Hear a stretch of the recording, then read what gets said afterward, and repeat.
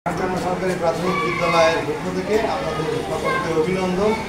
আজকে আবহাওয়া পরিস্থিতি অনেক খারাপ।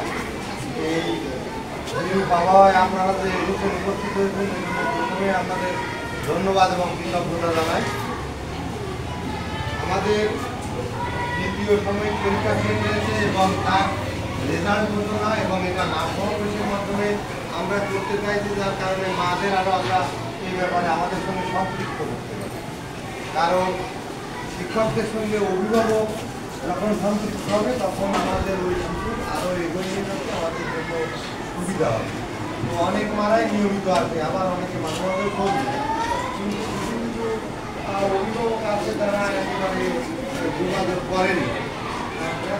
আছে বা অনেকের পারিবারিক সমস্যা থাকে, মারা বিভিন্ন পেশার সঙ্গে যুক্ত, সব পেশার থেকে ওইভাবে আঁকাও যায় না। তারা একেবারে শ্রমিক চাষ করে, তারা 2 ঘন্টা ছুটি চাইলে অনেক সময় কোম্পানি দেয়, এটা সত্য কথা। আর তারপরে ওরা যদি আমরা বলি যে মোবাইল নাম্বার রাখি অন্তত আমাদের সঙ্গে যোগাযোগ রাখি, তার ছেলে মেয়ের একবার খোঁজ খবর নিই, কিন্তু ওনাদেরকে পাই না, এই জন্য এভাবে জানানো সম্ভব হয় না। যখন ফেল করে তখন ওরা ফাইনাল পরীক্ষায় তখন দুবার এসে জন্য যে আমাদের পরবর্তী ক্লাসে তুলে দেওয়া।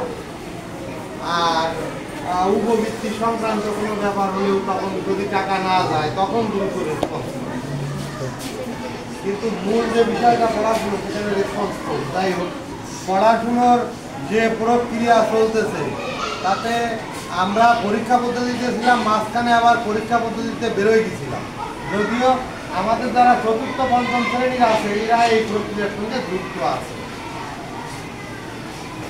তো যুক্ত থাকলেও আপনার এই যে আমাদের কিছুটা ধারণা হয়েছিল যে পরীক্ষা থাকবে।